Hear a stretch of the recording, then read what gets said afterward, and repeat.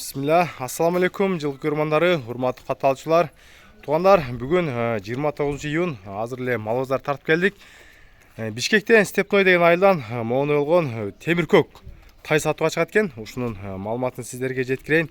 Зака 1-2 жетелечи, азыр оңго буруп жетелеп көрчү. Бир ары бери жетелеп. Кайдар? Буту колдорун, тазалыгын көрсөтүп турган сиздерге маалыматын жеткирейли. Ошол жери карма. Бул жаныбардын жашы кандай? 1 жаш, а? Эми тай чоң экен, тишин ачып коюң. Не кечене да тишин ачпапсыңар деп атат. Мына таза 1 жаш, а? Мына капталдагы тиштерин көрүңүздөр, акыркы тиштер эми гана теңелиптир. Мына 1 жаш. Бу кочкор башынын породасы кандай болуп калды? Породасы атасы Полша. Атасы Полша. Энеси Кыргыз жылкы, а? Кыргыз жылкы менен Полшанын аргыны. Буту колдору таза?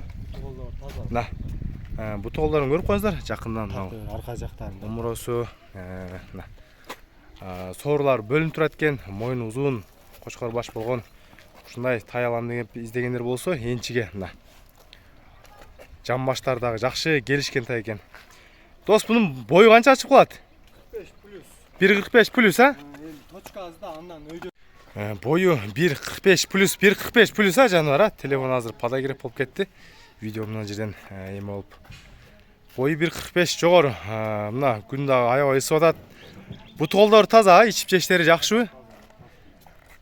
Мына жаныбар. Кыргызстандагы местный эле, Кыргызстандан туулган, а? Биякта турган. Жаныбардын баасын канчага коесуң? Срочно сатылыш керек деп атат. Срочный баа айтып бер. 124. 124 миң, Анан дагы бир аз сүйлөшүү жолдор барбы? Бар. Анча-мынча доставка түшүп коесуң, Мына көрүңүздөр, жетилең түз жетиле бер.